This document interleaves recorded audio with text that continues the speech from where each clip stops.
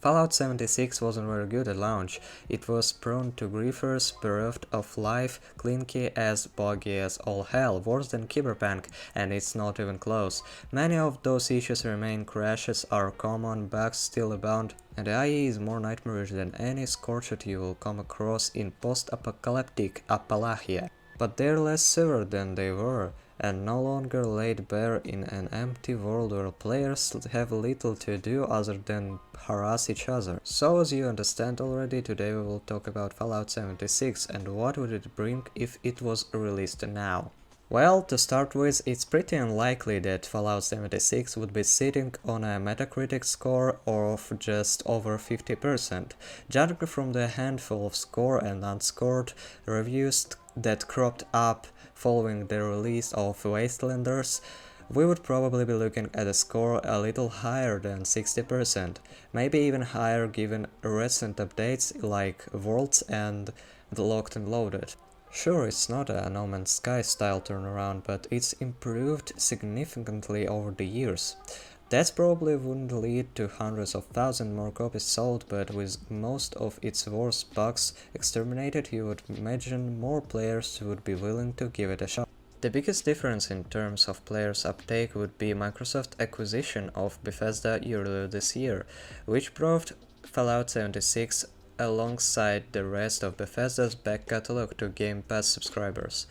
That means roughly 18 million more players have access to the MMO, and this could have had a huge impact if they would been able to get into the game on a day one. The now defunct Battle Royale mode, Nuclear Wasteland, might attract and retain enough players to become a stable, consistent part of the game, something Bethesda could establish as a place for players to showcase their PvP prowess. Fortnite 2 it most certainly wasn't, but it was good fun and could have spun out into a variety of multiplayer modes. Fallout 76 even now boasts a vibrant and dedicated roleplay community.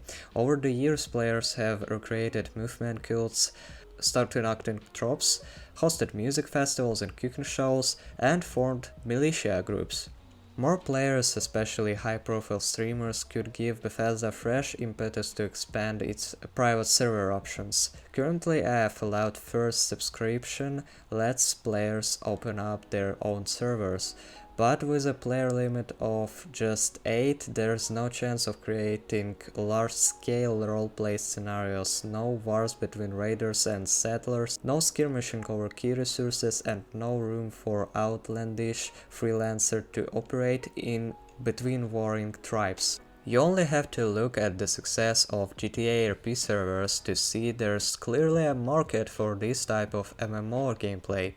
Frustratingly, Fallout 76 has all of the right ingredients. The Worlds update means that players can tune their server setting and get more creative with building their camps, but without bigger servers there is no way to create large, persistent narratives. If Fallout 76 launched right now, with the benefits of all of those updates, a change like increased server capacity would be at the top of the Bethesda's agenda. Proper roleplay servers could solve problems like long-term engagement, attracting new players, and staying relevant post-launch. Ironically, it's a change that might render the Wastelanders update obsolete for me. Why would anybody want a world full of NPCs when players could fill those rules? With the Starfield release date still a year away and the Elder Scrolls 6 launch even further off,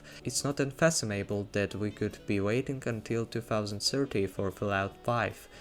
And while Fallout 76 still steadily improving, one wonders what could have been if it had launched in its current state.